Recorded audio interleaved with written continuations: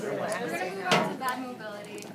When you first walk in a patient's room, most of the time they're going to be in bed. So you're going in the morning for ADLs, you're going in for evaluation.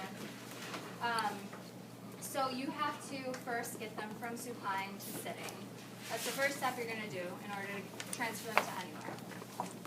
So I'm going to show you some therapeutic techniques of doing this that's going to utilize the patient's abilities, also putting them into positions where they're working against any spasticity or tone. So the first one, we're going to be rolling to the affected side. So we're going to have the affected side lead this time, so that's why Ashley's a TheraBand on. So Ashley, I'm going to have you bend this leg for me. So I'm having her bend this leg so I can use that as a guide to having her roll. Because even if I just push down here, you can see her lower body's already starting to roll. Then I'm going to have Ashley look towards me over here. So can you look towards me? Because our head initiates our movements. And then the final thing that I'm going to do is move her arm here so that when she rolls, she doesn't roll onto her arm. So I'm keeping it safe and protecting it from the roll. My key points of control when I'm rolling her, if she needs it, so if she's like a moderate assist and she needs this help, they're going to be on her pelvis and on her scapula. So as like a moderate assist, I'm going to say, Ashley, count to 3, we're going to roll, right? So do as much as you can, okay? Right. And if she was able to, she could use her strong arm and either as momentum, she can use it and pull in the bed rail and assist with this movement. So 1, 2, 3. So she's rolled onto her affected side, and she's getting all of that proprioceptive input and weight bearing onto that side. From here, I'm going to, stabilize her as she needs. And then I'm going to have Ashley. Ashley, can you take your stronger leg, so this leg here, and I want you to interlace it with your other leg, all right? So putting your toe behind her ankle, and you're going to use the force of your stronger leg to push your legs off of the bed, okay? Moving towards me. Nice. So from here, we just need to get her seated, right? So I'm going to use a rotating motion. So my one hand is going to be moving up, and my other hand on her hip is going to be pushing down. So even if I were just to push down her hip, I'm not the strongest Mary with this, but even if I was just to push down just on her get her hip, knees over a little bit, and you know what? There'll be more momentum coming from getting your legs over a little bit. Yeah. even if I was just to push there, that alone is going to have her start to come up. But if she needed more help, if she needed more help, I could also put my hand under her and reach around under her scapula and push up. It's not hard. Okay.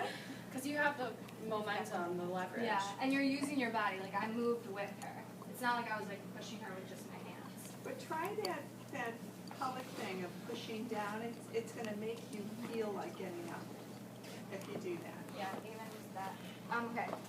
Then another thing you can do before having her actually sit up, if you wanted to get some weight bearing into the affected side, is have her come up just halfway and rest on her forearm. So Ashley, can you rest with your elbow bent on your forearm like this? Okay. So we're gonna come up just halfway. All right. And so she's getting weight bearing in, and then I could have her start to prepare her ADLs, like her grooming tools and whatnot. So all of your stuff is over here. Can you grab this for me over here? Okay, and you can hand it to me back here and we'll rest on the bed. And so she's getting some weight bearing in before we do any activities. Would you be keeping a hand on her affected scapula to make sure that stays protracted? I could be. Yeah, I could be. Supporting it, supporting her anyway, making sure that she's not gonna like. And fall usually at all if you're that side. approximated like that, if you have the head of the humerus and the glenoid fossa and you're approximating, you're usually pretty good. Yeah. And also just to note too, if you have like a movable bed, like in a hospital, you have hospital beds that go up and down, you may want to do the whole rolling and sitting up thing with the bed a little bit higher to protect your own back. And then once she's up, lower it so that her feet can be placed on the ground to go into transfers. So when you were doing this and helping her up, and I'm going to do it from this side so you can see it,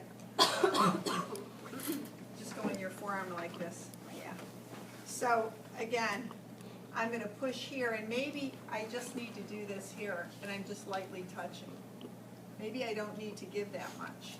So only give, remember, only give what we need to give, But when Laura was helping, she wasn't reaching under the axilla, she was reaching through under there to get the scapula. So So you can be behind the patient or in front of the patient? It's probably the best to be, I'm showing you behind, probably the best to be in front because you don't want them to fall. Right. Unless you really knew that patient, and let's say you were on the mat table in the clinic and you were working on something.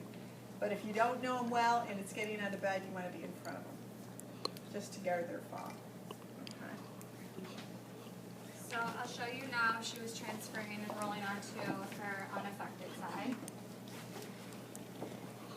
So in this case, I'm gonna bend this leg for her.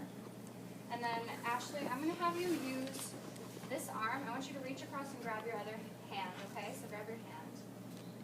And interlace your fingers through this side. She knows how to do that, huh? Yeah.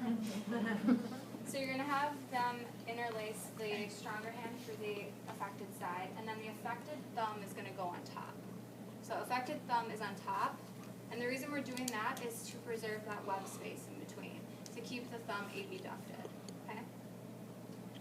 And so we're having her do this for a couple reasons. One is just for symmetry and using the affected side as much as possible. You always want to use the affected side as much as possible.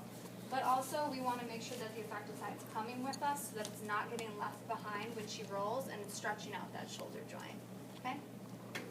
So Ashley, I'm going to have you use your strong arm to throw your momentum this way as we're rolling, okay? And I'm going to hold you right here, all right? So on the count of 3, we're going to roll. 1, 2, 3. And Ashley, if you hold your arms up like this, a little higher, it'll help you direct you. Yeah. And now come over towards Laura. There you go. You got it. Okay, and so the same thing with the legs now. Ashley, can you take your stronger side and just interlace it with your weaker and bring it forward towards me? Very nice, as much as you can. And so now she has her stronger side on the bottom, so she can actually use her stronger side to push up a bit more as she's able to. But if she needs help, I can help her as well.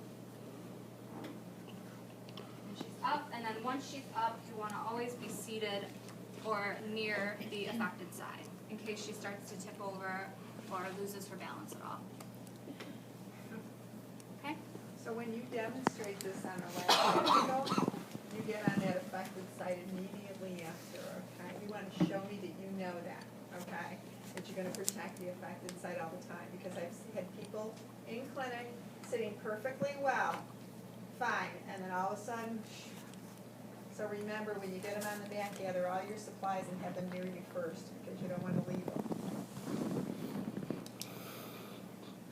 That's it, right? So, let's go practice this.